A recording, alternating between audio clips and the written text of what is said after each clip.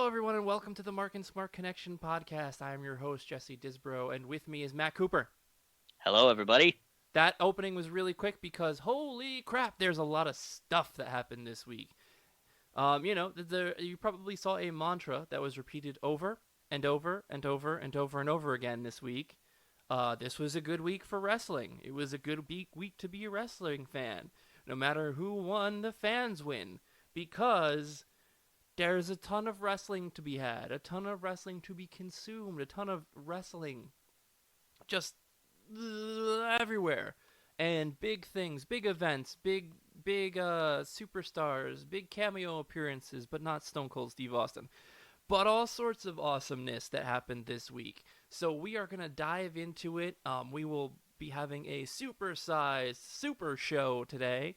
So we're going to eschew some of our normal businesses, including the fresh and new stuff that will be debuting next week to open our show. We're going to go right into the meat and potatoes part of our show, which is holy crap, what happened? And we're going to then finish out with our normal hot tag, hot take, and wrestling move, and then get out of here. And hopefully it will be much shorter than the total amount of wrestling that happened this week. Yeah, because holy crap, was there a lot of wrestling this week on television. Mm-hmm.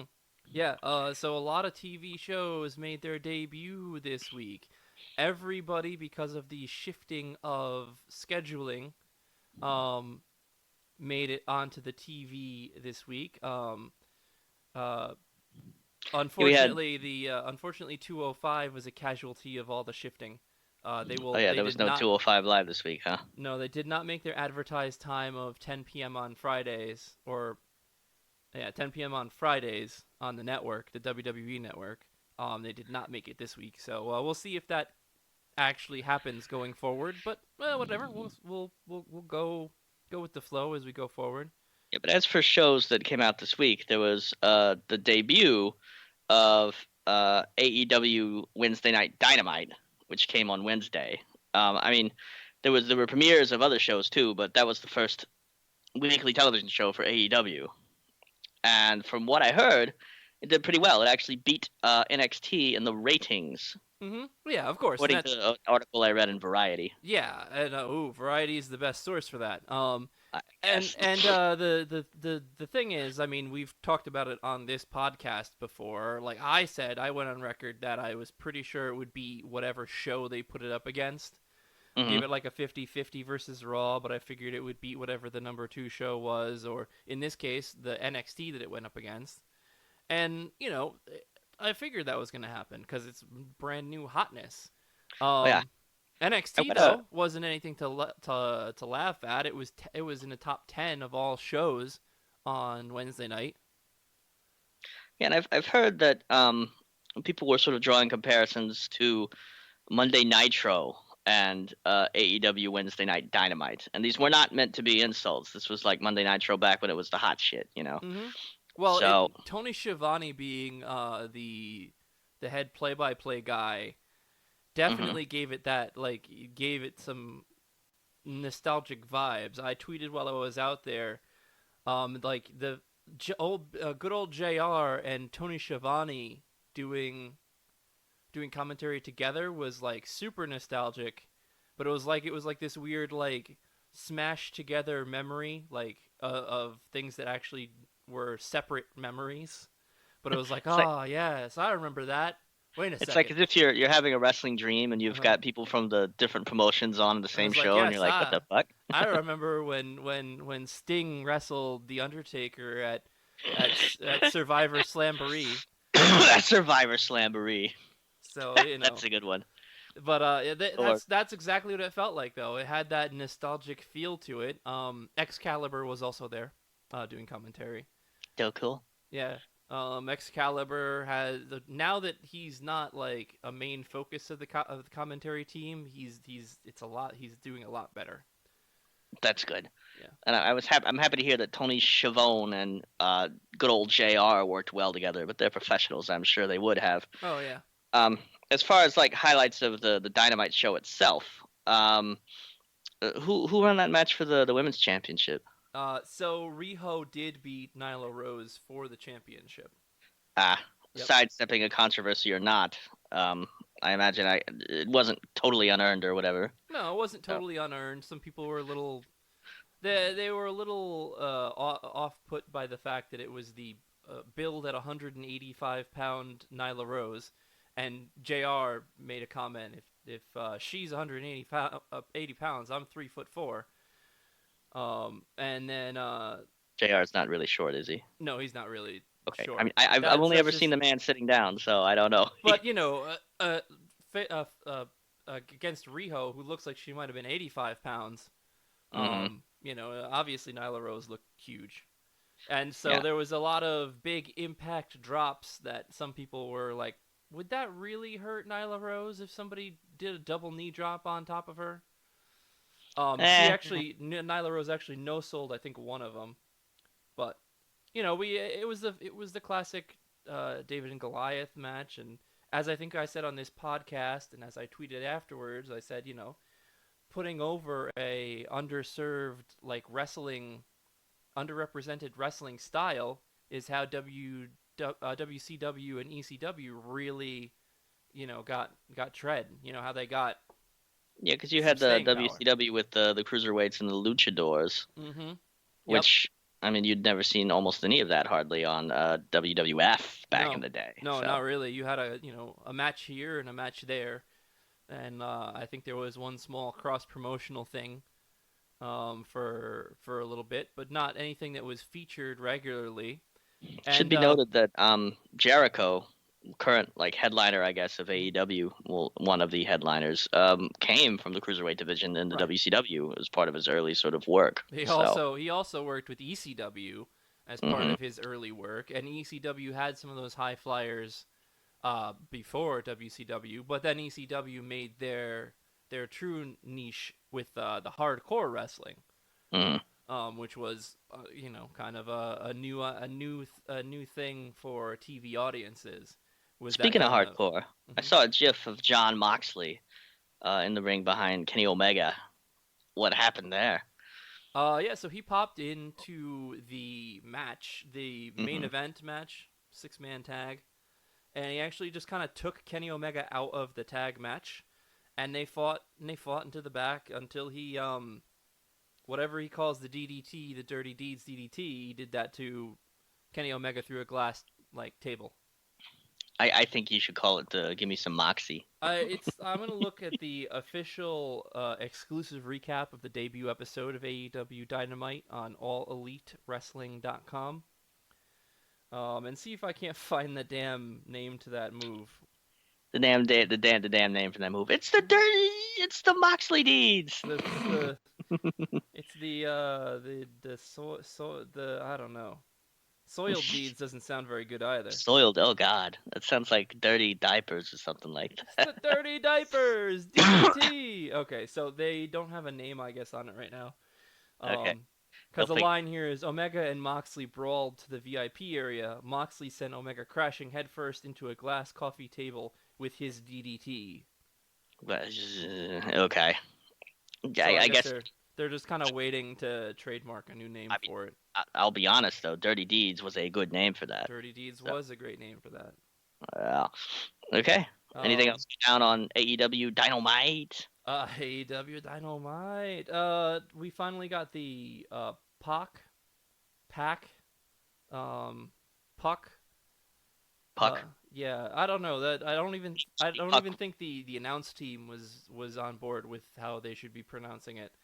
Uh-huh. We did get that match against Hangman Page, and Hangman Page actually lost that match too. As Okay. we talked about last week, um, Cody Rhodes did in fact win his match, so he did not put over Uh-huh. Sammy Guevara. Thus transforming himself further into Triple H. Well, I mean, he didn't like hit him with a sledgehammer and then hit him with a pedigree and pin him in the middle of the ring. It was at least a Absolutely. roll-up victory. Okay. So it So, wasn't 100% clean squash, right. golden shovel No, it match. was a roll-up victory, so it made Sammy look good. But obviously Cody couldn't be booked to lose in the first. He was then congratulating him when he was attacked by Chris Jericho, and that actually played into the six-man tag match, which was Jericho and the former LAX, um, Oh, Santana, Airport. and where's the other Was guy? Luchasaurus Ortiz. there? That's the name of them. Santana and Ortiz. The LAX is actually owned by Impact Wrestling, the name. So Oh, they just okay. came over as Santana and Ortiz. During that match, at the end of that match, they ended up like double teaming the Young Bucks, which were the only two people left in that for their team after Kenny Omega got glass DDT'd. And then I guess. yeah, Cody Rhodes came out to try to make the save, and then Sammy Guevara came out to fight Cody Rhodes, and then Dustin Rhodes came out to try to make a save, and then surprise, Jack Swagger, aka his real name Jake Hager, came out and beat up everybody, and now he's Well, a hey. bad guy with Well, AEW. hey. His name is Jake Hager. Yes. Ooh, that's very close to Jack Swagger. Yeah, a lot of times that's how people come up with their names. Like, I think we've talked about Sami Zayn is relatively similar to um, his real name. It's like Rami Sebi or something like that. So, Oh yeah, yeah, something like that. It is relatively similar to that. yeah, Obviously, and like for example, the Undertaker, his real name is U.N. Taker, so I no, couldn't help it. no, that's I that's the closest thing. It's like the next. It's the next step down is like Kevin Owens, who is like real name Kevin Steen. So it's like here's my real first name and then like a gimmick name so we can trademark it. I feel like they've gotten further away from their actual names. Like Hulk Hogan's, or they've gotten closer to their actual names. Like Yes, back in the day, like right. Hulk Hogan's real name is Terry Bollea, Well, yeah, though that and didn't strike as much fear as oh Hulk god no. Hogan did. And the Macho Man Randy Savage, his real name was like Randall Poffo Uh huh. or Poffo. Well, I I mean mean, that Leaping was Lanny a wrestling Poffo and dynasty. yeah, So yeah. I mean, but all those still, other Poffo, the Poffo dynasty was there. They just, they wanted to book it that way. yeah. I still think that John Moxley sort of deliberately avoided his actual name because he would have never been able to get over that. Yes, Jonathan Good. Jonathan Jonathan Good. Oh Yeah. god. So that was pretty Goodness. much AEW. It's a new show, so there were some things that Hiccups. were, yeah. I mean, some things that they'll iron out in terms of like camera angles and things like that. Just general production things that could be better. The wrestling Eh. was fine. I think if you asked everybody who watched both shows, the NXT wrestling was a bit better. Um, but there was a little bit more. There was a little bit more story and a little bit more investment because of the new hotness that Yeah.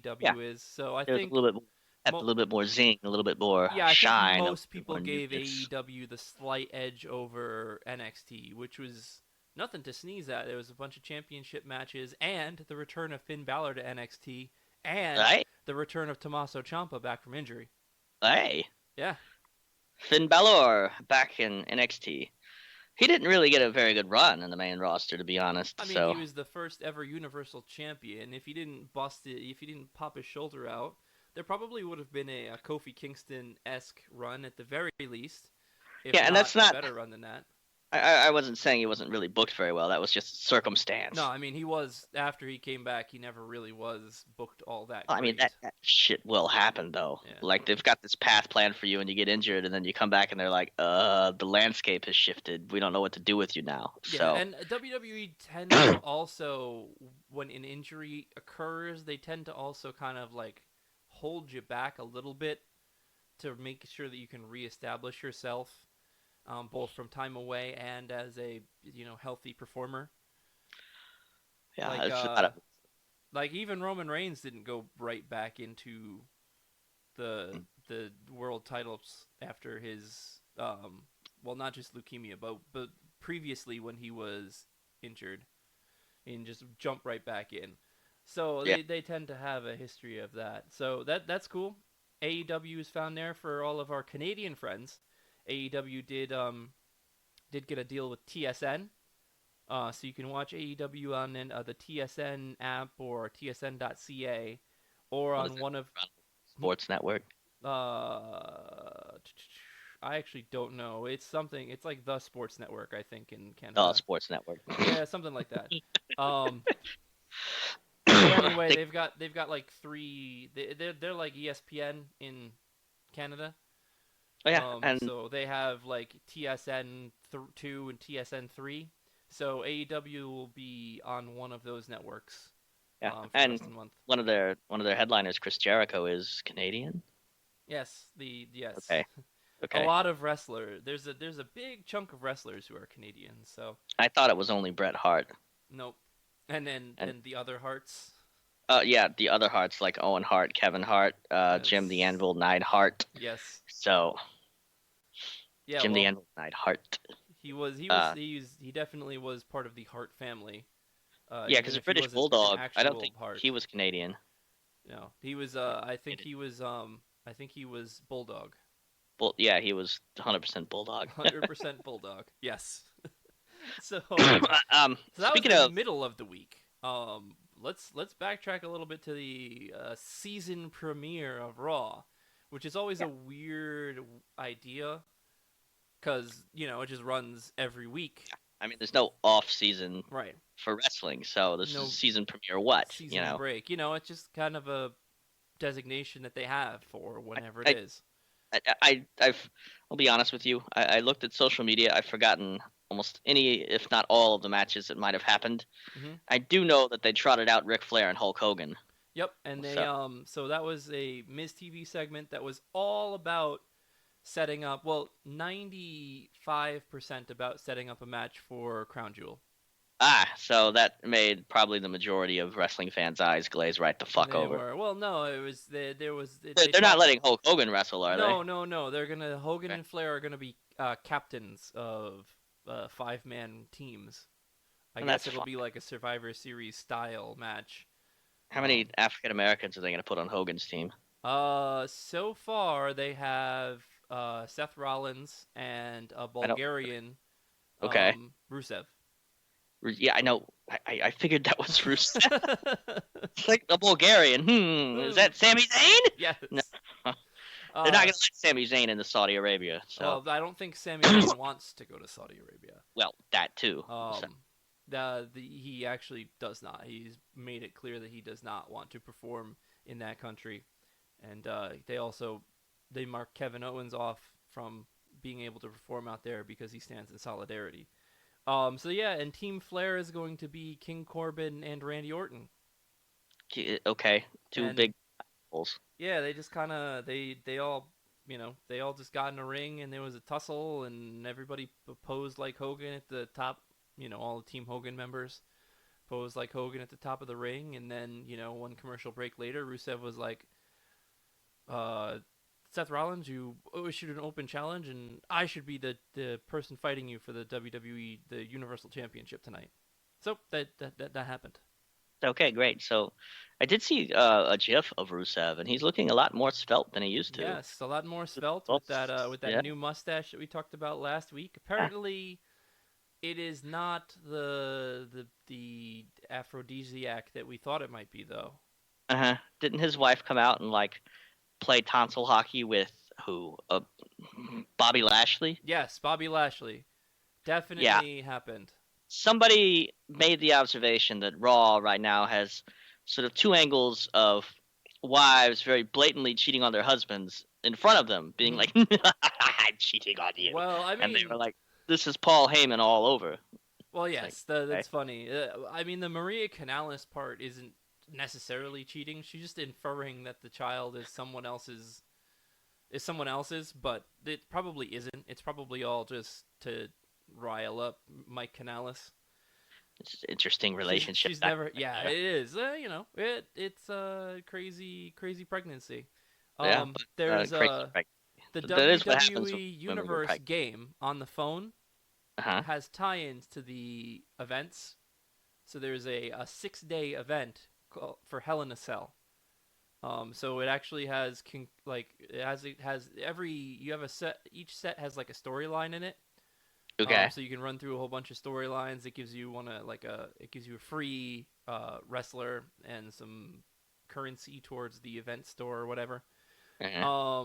But one of the storylines has Mike and Maria Canales in there, and Maria talks to Shane or somebody, and is like, Mike should be in the Hell in a Cell match against the Undertaker. There's Mike Kanellis is like, and Shane's like, Maria, you're pregnant again? And Maria says, in this game, I'm always pregnant anyway. Oh my God. So I was like, wow, you go writers, you're burying Maria Kanellis here. Yeah. In Uh, this game, I'm in this always game. pregnant. So Wow, you're pregnant again. I'm always pregnant. I yeah, just can't stop myself. yeah. So it was just like I don't know. It was funny. That game has been it's very interesting. It's fun to read the storylines and the kind of interweaving of past and present superstars.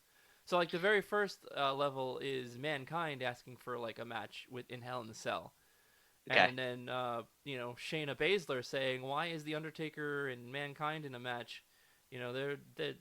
They're old. they're old news. Yeah, you need to have someone like me in a Hell in a Cell match." I hate to ask you this, but what game is this? It's called WWE Universe.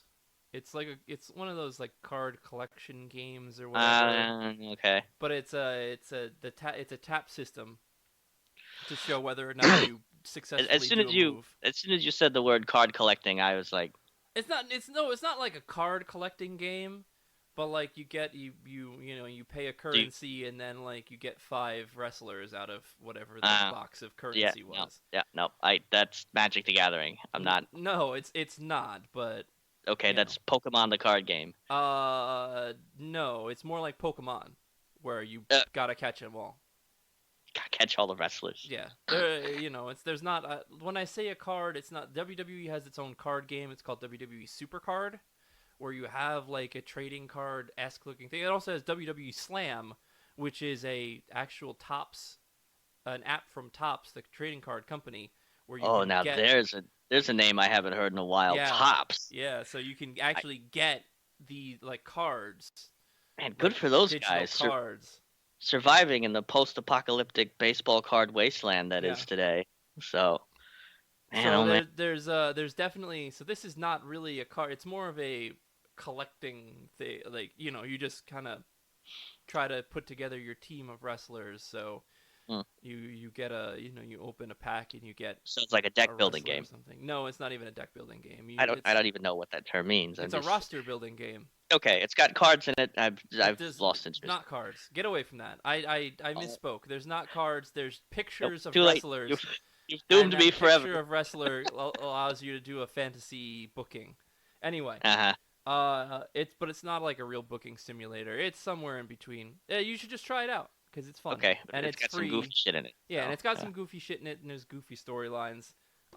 You do see the whole like build up towards creating a game, which is what I saw on Raw. Like people tweeting about Raw. It was like, oh, here's a WWE 2K 2K20 ad, and then like they're all coming out in the old set. So like, Yeah. oops. That's been a running joke on a lot of wrestling social media. It's like, here comes 2K20. Meanwhile, sets have all changed, gimmicks have all changed. Mhm. Rusev has a mustache now. Yep. It's like- So that's exactly the same thing that happened in the main story of this game. They've released some more main story quests, so hopefully when I actually get to those will be more in time. But it's there's like Fandango, the Fashion Police are in their old Fashion Police gimmick. I mean, wrestling Pretty heavy. it's very fleeting. Mm-hmm. It changes from week to week. It's it's hard to. Well, Hard sometimes it changes from commercial to commercial because we had Rusev come out this week, then save the babyface Seth Rollins, then come back out and challenge him to a fight as kind of a heel, and then later in the night get his girl stole by the heel Bobby Lashley, essentially turning face. So sometimes it's fleeting just in the same evening as Raw like would show us. Well, I agree that all of that might stink of Paul Heyman. It also stinks of Vince McMahon being mad at Rusev for having gotten himself over. I And don't so know, maybe. I'm gonna give your wife Well, to Lana one of my as well. favorite Lana monster Lana wrestlers. is almost more guilty of trying to get herself over.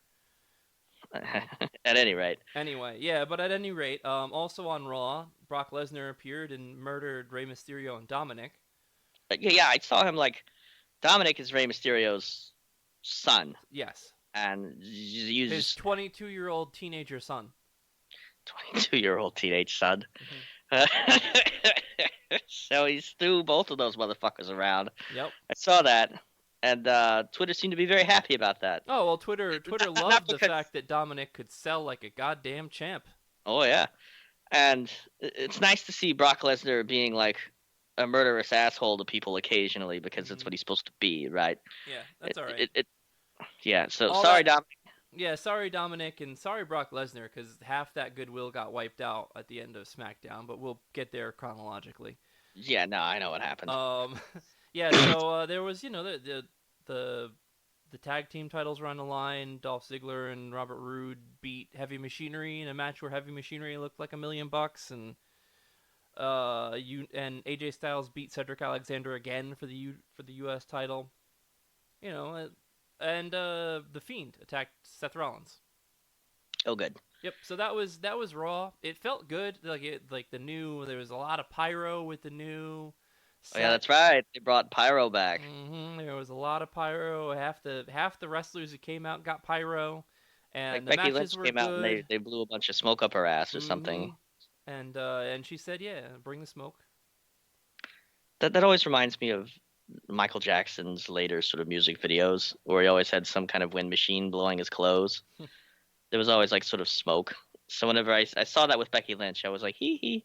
It's, I Yeah. mean, that's fine. So you giggled and Michael Jackson at the same time. I got you. It's difficult to do. Try it. Hee hee hee hee. It's hard. Yeah, it is. So that was Raw. So Raw was very interesting. People were excited about it because it flowed well. The stories were solid, and it had a kind of a new feel. So that was kind of cool. Yep. But as former colleague of yours, Phil Strum, pointed out on Twitter, Hmm. um, despite the fact that the WWE was going up against AEW on Wednesday night, they probably had all their eyeballs on their premiere on Fox Oh on yeah. Friday. No, they definitely they were like, all right, let's get Raw out. Let's make sure that it is very good, and we kick off this week well. And then as soon as Raw goes off the air, we are like SmackDown, SmackDown, SmackDown, baby, let's do it. And So that set looks awesome too. So they did a redesign of that set. So I it's sent it. It's a little bit more. It's a little bit more complex. It's a little bit more layered than their sort of it's like. like it's like a pay-per-view set, really. Yeah, and because the set for Raw, while new, it looked very sleek. It looked sort of like Apple had designed it. It's just like Yes, one big or screen Tony and a Hawk. little. So yeah, that's right. It looks like a half pipe Yeah, with a little door for people to come out of. yeah, one of the two. But this was more like this is kind of they went to throwback logo. This is the 20th anniversary of SmackDown as a television show. Um, and so they kind of went with more of a. They didn't put a big fist in the on the set, which is one of the Okay. hallmarks of SmackDown set design. But this is kind of more of a throwback looking set. I guess if It you put wasn't a as like a sleek as Raw, which was like hot newness. This was kind of like and this was like vintage late '90s, early aughts kind of set design. didn't the didn't the Rock come out? Yes, Just to sort of get that out of the way. The Rock opened the show. Of course. And it was yes, it was nice. He came back. Finally, The Rock has come back to SmackDown and all that business, Uh-huh. and Baron Corbin tried to crash the party, and Becky Lynch was also there because Becky was the first ever SmackDown Women's Champion, and she's Mm-hmm. the biggest, the highest draw woman in the company. Yep. So they tag teamed up on Baron Corbin, and Corbin ate some vintage rock bottom action, and yay! Yay! Did he get a people's elbow? He also yes, you can't do the rock bottom without the people's elbow. Come on now. That's true. The most electrifying move in sports entertainment. Ah! Yeah, there was a GIF on Reddit of The Rock evidently getting goosebumps whilst delivering his promo. Which I'm can't sure. blame the man. You Oh, know. I'm sure. I mean, I'm sure he misses it a little bit. Oh yeah. There's one thing to do movies and stuff like that, but then to go out in front of a live audience like that and just kind of have them Yeah. eat out of your hand, that's a whole nother feeling. Yeah, the feeling is so different. And I'm sure The Rock enjoyed it while he could, and then left, got in his limo, went off to the movies where it Right. doesn't hurt him as much, and he makes a lot more money. Right. So, Yep. Yeah, exactly. That's definitely a thing. They started to do a showcase match between Seth Rollins, the Universal Champion, and Shinsuke Nakamura, the hmm Intercontinental Champion. hmm But there was a Fiend attacked. oh boy, who's the Fiend attack? Just everybody, or But Seth Rollins, the guy he's gonna face on Sunday oh at shit, Hell is in a that this Cell. Sunday already? Yes, it's this Sunday already. This is a Fuck, huge week in wrestling. heck in a sec this weekend. Yes, heck in a sec this weekend. So yeah, that also happened. There was that one thing, um, the ladder match between Shane McMahon and Kevin Owens. Okay, did Shane McMahon explode into a million pieces, and now we won't have to see him on television anymore? Pretty much. Okay, good. Yeah, I mean, Kevin I hope Owens he's grabbed the okay, briefcase from but the top and said you're fired, and Shane McMahon burst into a pile of coins and I'd like to imagine him falling apart like one of those crash test dummy toys from back in the day. yeah. Press the button, and all the limbs go flying, and Ooh. it's great, and then you have to like put it back together, and it's far more arduous than the 5 seconds of fun you had. Anyway, So we'll see. We'll see how whether that sticks. They might like revisit that at Hell in a Cell. They mm, actually didn't book any more Hell in a Cell matches on SmackDown. So I you feel like there'll be some stuff from SmackDown that ends up getting booked into Hell in a Cell like know, and Saturday, at this literally point, the day before. as an aside about Hell in a Cell, I think most people are watching this for the Fiend, Fiend, Fiend, Fiend. Mm-hmm. So Well, I mean that's one of only 3 matches booked. There will be something that's gonna come out of the main event of SmackDown, which yeah, was it was that was ominous because they cut to commercial at with 15 minutes left in the show. well, if So the you knew it's that the not Brock that Lesnar match versus Kofi Kingston was not going to end well. no, if a squash is on the horizon and Brock Lesnar's one of the opponents in that match, it's probably going to be in Brock Lesnar's favor. And if there's only 15 minutes left, it's probably going to be a squash. So he came out and squashed Kofi and won the title. Yeah, Yep. Kofi didn't even get any offense in. He went to do some like hoppy move at him, and Brock Lesnar just scooped him up, F5'd him, covered him, 1, 2, 3. Brock Lesnar's your new champ. And that's yeah, irritating. that was irritating. There was a split-second cut to Mark Henry, whose jaw was open, and was like, "What the f- is going on?" And Oh, Goldberg, who was just like, "They paid me to be here." And that, by the way, was your Goldberg appearance that they had standing advertised. next to Mark Henry with the "They paid me to be here" look.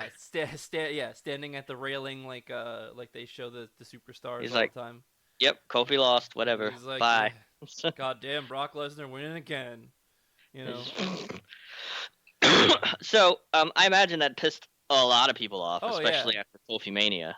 But I won't say that I'm surprised. So Yeah. I'm No, surprised that it was a squash the way it was. I thought there would at least be some back and forth. I think a lot of people were very surprised at that. They were very sad that like why you do Kofi like this. Yeah, And exactly.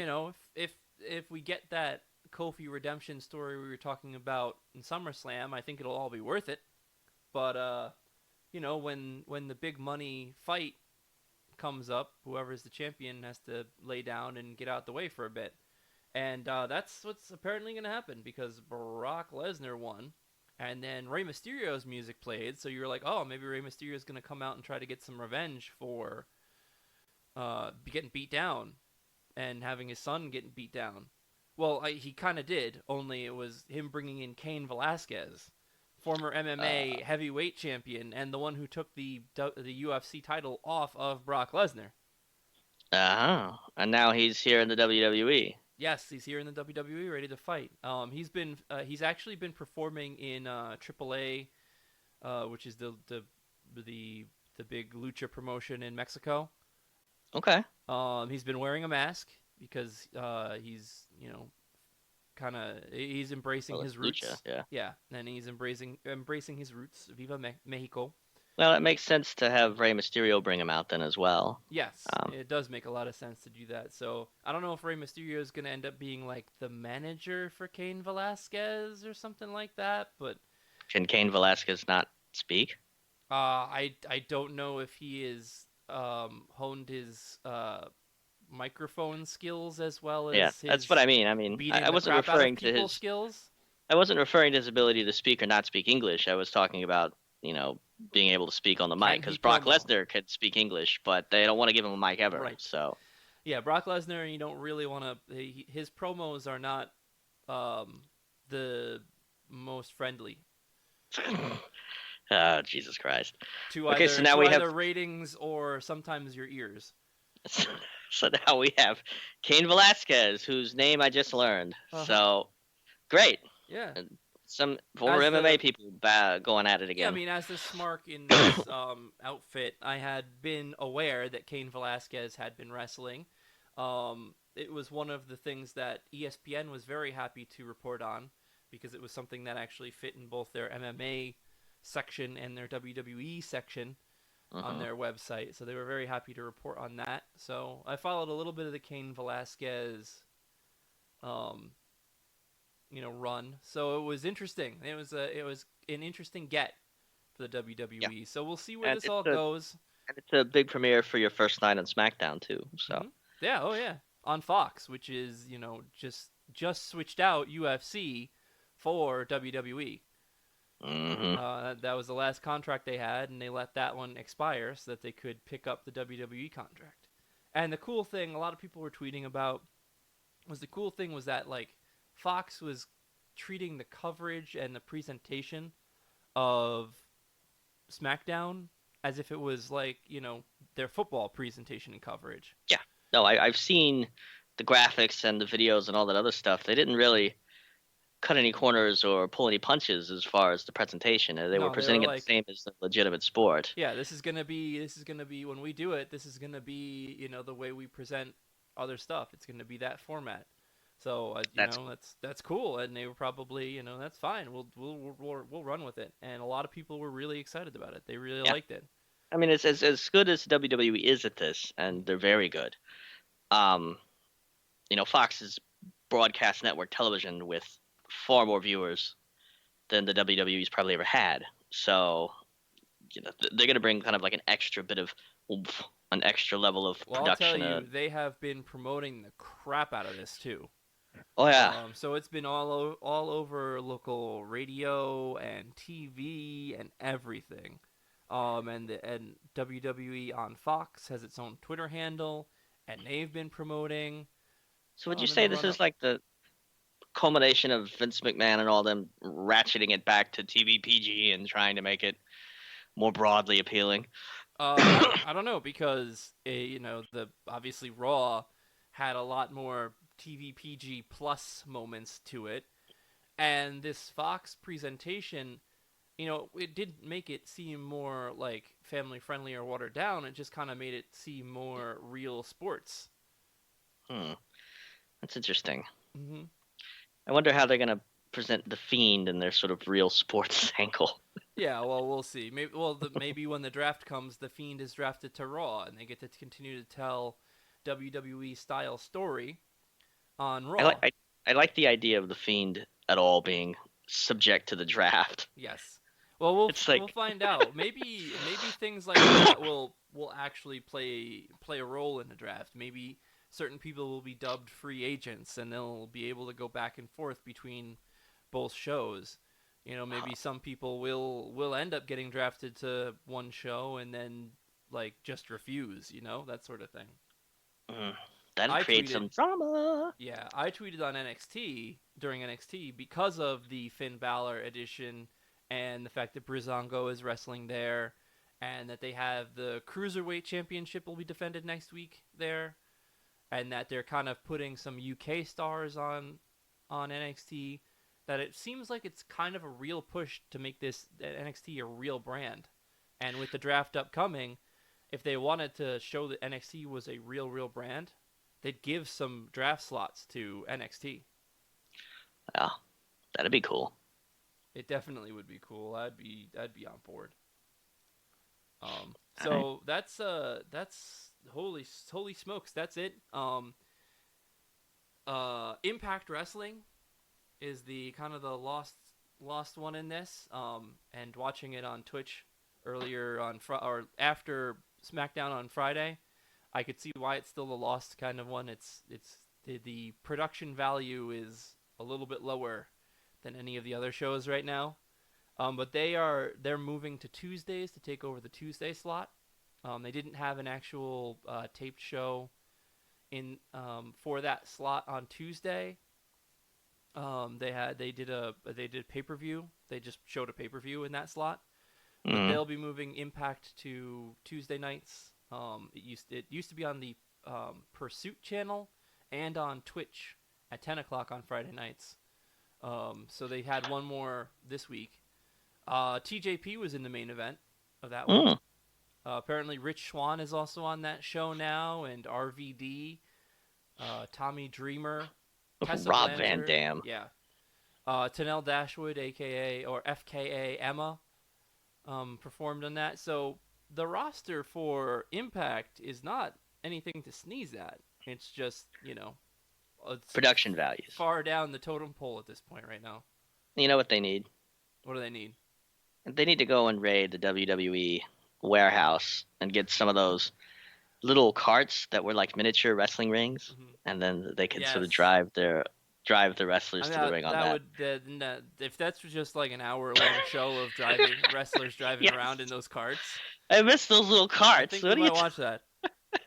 I would, yeah. Those are great. They need to bring those back. Those need to be there. At least if the next time they have a goddamn Raw reunion or a Raw throwback or whatever, somebody needs to come to the It's ring not in a one of bad those little idea. ring carts. Yeah, Yeah. that's actually not a bad idea. I mean, next to WrestleMania. Well, we just had a 5. A 5 or 10 is usually a good way to like harken back to history. So if Mhm. someone were to make a WrestleMania entrance in a cart like that, it would be a fun harkening back to history. Yeah. But we got another 5 years until the next 5 or 0. So You know, if he's still around, I could see the Velveteen Dream doing that. yeah, that would definitely make sense for the Velveteen Yeah, yeah. Dream character. Assuming he's still around and he's still the same Velveteen Dream, because 5 years is like the great unknown as far as wrestling yeah, goes. for the 5 years in most the part in future. wrestling, yeah. So a lot of people are going to be a little sour on SmackDown this week because Kofi wasn't really. People just are sad that Kofi got beat so quick. I mean, they're yeah, I don't frustrated. blame him. I mean, I've said so on this show. I figured that Kofi's title run would not be the longest. But because I do like Kofi and I like Kofi Mania and I do think he deserved to win, but I still never saw the WWE letting him have the title for that long. But I don't want him to just be squashed by Brock Lesnar on SmackDown and then have him lose it that way. Right. You know? Yeah, I mean it would have been something if Kofi hit Brock with Trouble in Paradise or something like right off the bat and got a 2 count, and then Brock F5'd him and got the 3 count. I mean that would have been something else. I mean that wouldn't have been a total squash. It would have been like it would have been like Great White Hype. Yeah. Like he laid out a big hit on Brock and it wasn't enough, and then Kofi got caught.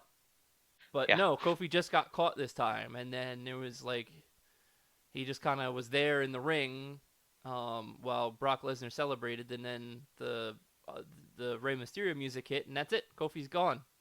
So Kofi went pow, poof, rather. Yeah, he didn't explode. He just kind of like Poof. yeah. Like I'm not It sure if was- you ever saw the movie the downsizing movie with The downsizing with movie? Matt Damon, where he gets turned into a little tiny person. No. No, I well, never s- they're the only. It's not really worth watching. It's It's- very is this heavy-handed. A real movie? Yes. Did you just make that up? No, I didn't. He gets like so. Okay. There's a whole like these very eco-friendly scientists come up with a way to shrink humans. So that means that Would there'll be be more eco-friendly, right? yeah, there's much less of Okay. an impact on the environment, and you actually are able to do a lot more with less. So people were moving into these whole cities that were built on like 1 acre of land, and you were fitting a whole bunch of people. Long story short, it was supposed to be a comedy. It was very heavy-handed, and there weren't very many laugh out loud moments, So it wasn't but as fun an environmental movie as like Wally, for example. yes, it wasn't. It was a bit more heavy handed. It was a bit it was a bit more sad than a comedy probably should have been. And Well, there were like funny situations, but not like anything that made you laugh until towards the end, when there's an explosion, yeah. and all the characters are running away from the explosion, and you see them in their size running away from it, and then they cut to the normal size, and it's just this little Poof. yeah. So that That was was the okay. Great. that That was was Kofi. That that's was Kofi Kingston. Like it felt like it was supposed to be a big, huge thing, and then it cut back to real size Brock Lesnar, and Kofi went, poof. yeah. See that sucks. Yeah, That's why people didn't like it. that is why people didn't like it. But I mean, when it's time to put, like I said before, when it's time to put the big boys, the big money draws in, you kind of go on your back and you You know, wait to and come back around. I've said this before, and I'll say it again. I always figured that the WWE didn't really want Kofi to have the title for too long. I mean, I didn't think they were going to snatch it off of him right away. But I think most of us were hoping that when Kofi lost the title, it would not be him poofing to Brock Lesnar, of all people. Right. It would be more of a fight. It would be something where Kofi, the thing that sort of epitomized this whole Kofi Mania run was where he struggled and struggled and struggled, and through sheer perseverance and having been here a long goddamn time, he does it. So, you Well, know, I really think we haven't seen the last of Kofi. I don't think he's just gonna disappear. He's gonna really poof. I think he's gonna get a rematch at Hell in a Cell. I think, and okay. I think that's what's gonna happen. They're gonna put him in there, and I don't think he's gonna win. I think at this point it doesn't make a lot of sense for him to just win the title right back. Oh yeah, and that would trigger within me memories of the latter days of WCW Monday Nitro. So Yeah, where that would titles put me just off. went But back willy nilly and yeah, but celebrities won it. Like maybe Cain Velasquez will win it. it just, but the thing is though, I mean, they just put the title on Brock on their very first show on SmackDown. Brock needs to keep it for a while, and this is me who wanted the title off of Brock Lesnar more than anything within the past year saying that. So I mean, I Right. believe. You understand the value of establishing a champion. Yeah, and I also stand that in previous incarnations, Brock Lesnar was sort of an absentee champion, which was annoying. So I think Sure. Fox has more money, so Brock Lesnar's going to be around more often. And I think you also mentioned off the show that like this whole triangle could be even more like I guess a square in this case, but like an interesting four-way kind of rivalry that could include not just Kofi and Lesnar, but also Cain Velasquez and Rey Mysterio. Yeah, yeah. I mean, we can multitask. People can have more than one feud at the same time, and you'll give more people things to do. And if they want to give Kofi Mania a good send off, build Cain Velasquez, give Rey Mysterio something to do, and challenge Brock Lesnar, which Mm-hmm. is an important thing because a lot of the other reasons I think people didn't really like Brock Lesnar as a champion was he never was really challenged. Mm-hmm. Like he'd come out and suplex you and F5 you and win, and that was a boring. He's not Goldberg, right? People want different things from Brock Lesnar. So, if you did that, give people more stuff to do, people far more entertaining. Oh yeah, for sure. And like they should probably put that as a match in Hell in a Cell because right now there's only 3 matches booked for Hell in a Cell. Yeah, there's the Fiend and the Fiend and the Fiend. Yeah, the Fiend and Seth Rollins in Hell in a Cell, and Sasha and Becky in Hell in a Cell, and then Daniel Bryan and Roman Reigns versus Eric Rowan and Luke Harper, who got their names. They have full names now. They're not just Harper and Rowan. I'm glad Luke Rowan and Eric Harper are back. Yes, yes. They still have first names, preferably their own ones. By the way, Roman Mustafa. Reigns. Nope, Mustafa Ali is still Ali. Nope, he got his name back. Oh, he did. Yeah, I saw it on Reddit. Somebody posted it. It was great. Mustafa Ali. They misspelled his name and they said Mustard Ali, and the internet just thought that was great. And so Okay, sure, why not? Well, speaking of Mustafa Ali, he was part of that match. He was part of a match between Roman Reigns and Eric Rowan, which was a lumberjack match. And that was a lumberjack.